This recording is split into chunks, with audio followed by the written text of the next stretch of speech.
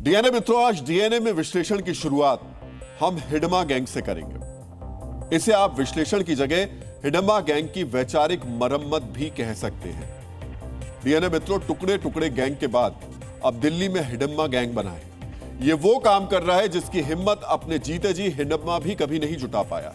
यह हिडमा गैंग सड़क पर उतरकर हिडमा अमर रहे के नारे लगा रहा है, पुलिस की आंखों में मिर्ची झोंक रहा है।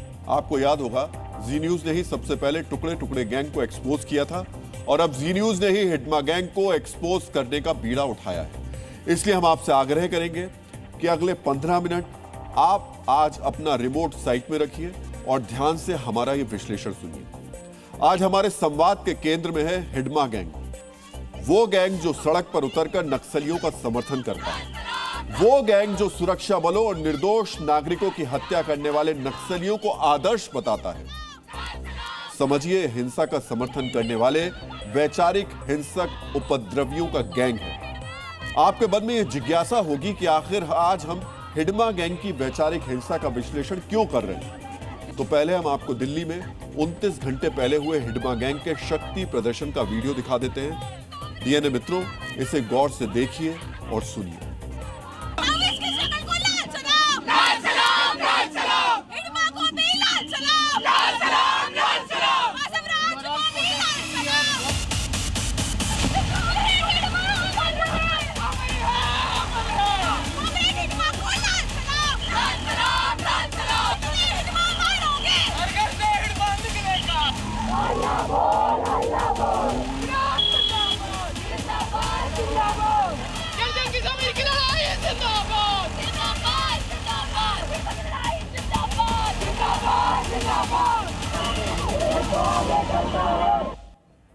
हिडमा गैंग के नारे सुने आपने।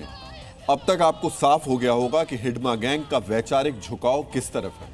अब आपको थोड़ी जानकारी उन लोगों के बारे में भी दे देते हैं जिनके जिंदाबाद का नारा हिडमा गैंग लगा रहा था। डीएनए मित्रों, वसवा राजू सीपीआई माओवादी के पोलित ब्यूरो का मेंबर था। वसवा राजू पर 150 से ज्यादा जवानों की हत्या का आरोप था। हिडमा पर सुरक्षा बलों पर 26 से ज्यादा हमले करने और 200 से ज्यादा जवानों की हत्या का आरोप था। सोचिए, ऐसे हिंसक नक्सली के जिंदाबाद के नारे लगाए जा रहे थे, वो भी कहां पर? देश की राजधानी दिल्ली की एक सड़क पर, संसद भवन से महज 4 किलोमीटर दूर। पुलिस की मौजूदगी में सोचकर ही मन ये आक्रोश से भर जाता है। आखिर इन्हें इतनी हिम्मत आई कहां से? आखिर इनके पीछे कौन है? आज हम इसका विस्तार से विश्लेषण करेंगे, लेकिन पहले समझते हैं कि हिडमा गैंग के सदस्यों के अंदर कितना वैचारिक जहर भरा हुआ है। इसे समझने के लिए आपको इस गैंग की एक सदस्य का बयान ध्यान से सुनना चाहिए। हिडमा एक आदिवासी व्यक्ति हैं जिन्होंने अपने हक के लिए हथियार उठाए थे। Now people can disagree with that method. वो कह सकते हैं कि ये तरीका गलत है, लेकिन वो यह नहीं कह सकते कि जिस कारण से आदिवासियों को हथियार उठाने पड़ रहे हैं अपने हक के लिए लड़ने के लिए, वो गलत है। कॉर्पोरेटाइजेशन के खिलाफ जो लड़ाई है, वो लड़ाई आदिवासियों की है, वो जल जंगल जमीन की लड़ाई है और उसके हक में नारे लगाना को एंटी नेशनल नहीं कहा जा सकता और उसके लिए इस टाइप की रिप्रेशन लोगों पे नहीं की जा सकती। सुना आपने? जिस खूंखार नक्सली ने सुरक्षा बलों की जान ली, जो नक्सली भारत के लोकतंत्र को तबाह करने की साजिश रचता है, जो नक्सली भारत की आंतरिक सुरक्षा के लिए बड़ा खतरा था, उसके समर्थन में हिडमा गैंग सिर्फ नारेबाजी नहीं कर रहा, उसकी हिंसा को सही ठहराने का नैरेटिव भी गढ़ रहा है। डीएनए मित्रों, समझिए, ये बड़ी वैचारिक हिंसा है। मित्रों, रक्षा विशेषज्ञ चेतावनी देते हैं कि भारत 2.5 मोर्चे पर शत्रुओं से घिरा है। एक मोर्चा पाकिस्तान है, दूसरा मोर्चा चीन है। ये वो शत्रु हैं जिन्हें हम जानते हैं, जिनकी ताकत और कमजोरी को हम पहचानते हैं। डीएनए मित्रों, आधा मोर्चा उन शत्रुओं का है जो हमारे देश में छिपकर बैठे हुए हैं। वो किसी भी रूप में, कभी भी और कहीं भी देश के खिलाफ मोर्चा खोल देते हैं। ये छिपे हुए शत्रु देश के लिए बड़ा खतरा है, क्योंकि ये देश को अंदर से कमजोर करने की साजिश लगातार रचते रहते हैं। डीएनए मित्रों, ये हिडमा गैंग देश को कमजोर करने की साजिश का ही एक हिस्सा है। हिडमा गैंग के प्रदर्शन में शामिल चेहरों को देखकर आपको अंदाजा हो गया होगा कि ये विश्वविद्यालय के छात्र हैं। इन्हें या तो किसी ने बरगलाया या इन्हें कथित क्रांति के नाम पर नक्सली हिंसा का गलत इतिहास पढ़ाया गया। समझिए, इंडिया गेट पर हिडमा के समर्थन में नारेबाजी करने वाले ये चेहरे हिडमा गैंग के मोहरे भर हैं। इन्हें कठपुतली भी कह सकते हैं। हिडमा गैंग का वैचारिक विस्तार बड़ा है। इस गैंग के असल चेहरे पर्दे के पीछे छिपे हुए हैं। आज हमने आपके लिए इसकी पड़ताल की। पहले हम आपको बताते हैं कि दिल्ली में वायु प्रदूषण के विरोध के बहाने जहरीला वैचारिक प्रदूषण फैलाने वालों के पीछे था कौन। डीएनए मित्रों, भगत सिंह छात्र एकता मंच, हिमखंड हाफ द स्काई और AISRO ने हिडमा के समर्थन में प्रदर्शन का आयोजन किया। प्रदर्शन के लिए दिल्ली कोऑर्डिनेशन कमेटी बनाई गई। दूसरे कई संगठनों के छात्र भी इस प्रदर्शन में शामिल थे। हिडमा गैंग के इस प्रदर्शन के पीछे मुख्य भूमिका भगत सिंह छात्र एकता मंच की थी। यह दिल्ली विश्वविद्यालय से जुड़ा छात्र संगठन है। इनके नारों से अब तक तो आप इनके वैचारिक झुकाव के बारे में समझ ही गए होंगे। सोचिए कैसे धूर्त लोग हैं जो अपने संगठन का नाम तो अमर शहीद भगत सिंह के नाम पर रखते हैं, लेकिन समर्थन करते हैं नक्सली हिडमा और नक्सलियों का, जो भारत के लोकतंत्र के शत्रु। अब आप देख लीजिए क्या नाम है इसका। नाम रखा है इसने भगत सिंह छात्र एकता मंच। पढ़ लीजिए। और काम क्या कर रहे हैं? काम कर रहे हैं खूंखार नक्सलियों के समर्थन में सड़क पर उतरकर नारेबाजी। सोचिए, जिस लोकतंत्र के लिए भगत सिंह ने सर्वोच्च बलिदान दिया, आज उन्हीं भगत सिंह के नाम पर हिडमा गैंग एक संगठन बनाकर लोकतंत्र के शत्रु नक्सलियों के पक्ष में नारेबाजी कर रहा है। और ये देखिए पोस्ट लिख क्या रहे हैं। हिडमा का एनकाउंटर गलत था। हिडमा कौन था? जिसने हमारे देश के सुरक्षा बलों पर हमला किया। इसकी वजह से हमारे देश के कई सुरक्षा बल शहीद हुए।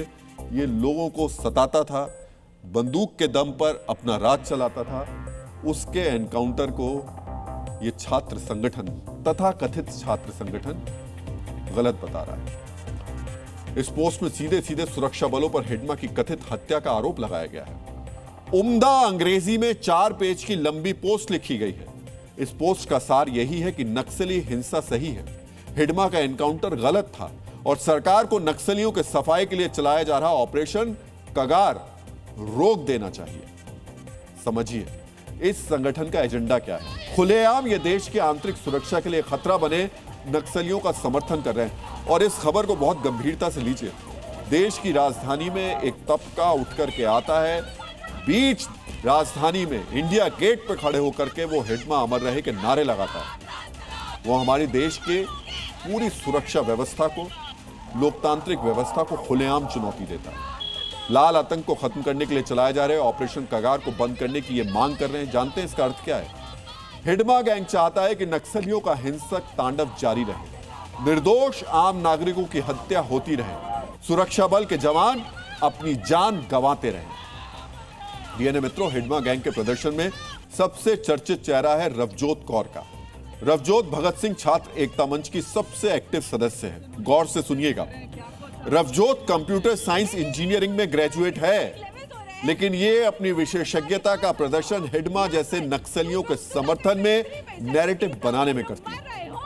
हिडमा गैंग कैसे भारत चाहता है, उसे समझने के लिए आज हमें रवजोत कौर को सुनना चाहिए। जनता का डेवलपमेंट मॉडल लाने की जरूरत है, जो माओवादिस्ट बीजापुर में लेकर आए हैं, जो माओवादिस्ट बस्तर में लेकर आए हैं अपने जनता सरकार के थ्रू। वहाँ पर सस्टेनेबल डेवलपमेंट किया जाता है, वहाँ पर महुआली तेंदुपत्ता को सस्टेनेबल तरीके से तोड़ा जाता है, वहाँ पर बाहर के जो कॉन्ट्रैक्टर्स हैं उनको अंदर नहीं आने देता है, और वहाँ पर जो फार्मिंग होती है वो कलेक्टिव होती है। तो इनको बस्तर और दंतेवाड़ा वाला जो वहां पर मॉडल है नक्सलियों का, वो चाहिए इन्हें देश में। सोचिए इनकी उम्र बमुश्किल 25 साल होगी, कंप्यूटर साइंस इंजीनियरिंग में ग्रेजुएट हैं, माता पिता ने लाखों की फीस भरी होगी, कायदे से इन्हें सिलिकॉन वैली जैसा भारत बनाने की बात कहनी चाहिए थी। इन्हें कंप्यूटर साइंस में अमेरिका, चीन जैसे देशों को पीछे छोड़ने की बात करनी चाहिए थी। इन्हें नए AI टूल्स पर चर्चा करनी चाहिए थी, सुपर कंप्यूटिंग की बात करनी चाहिए थी, लेकिन ये सिलिकॉन वैली की नहीं, माओवादियों के बस्तर और बीजापुर मॉडल की बात कर रहे हैं। यहां हम आपको माओवादियों के बस्तर और बीजापुर मॉडल की थोड़ी सी जानकारी जरूर शेयर करेंगे। डीएनए मित्रों, बस्तर बीजापुर में नक्सलियों ने 300 से ज्यादा स्कूल तबाह कर दिए। इससे 10,000 से ज्यादा बच्चे शिक्षा से दूर हो गए। सड़क, पुल, मोबाइल टावर जैसे इंफ्रास्ट्रक्चर को इसलिए बर्बाद कर दिया क्योंकि ये सुरक्षा बल इन तक नहीं पहुंच पाए। हिडमा गैंग के नक्सलियों ने अपने विरोधियों को पुलिस का मुखबिर बताकर उनकी हत्या की। बस्तर और बीजापुर में जबरन लोगों को चुनाव से दूर रखा।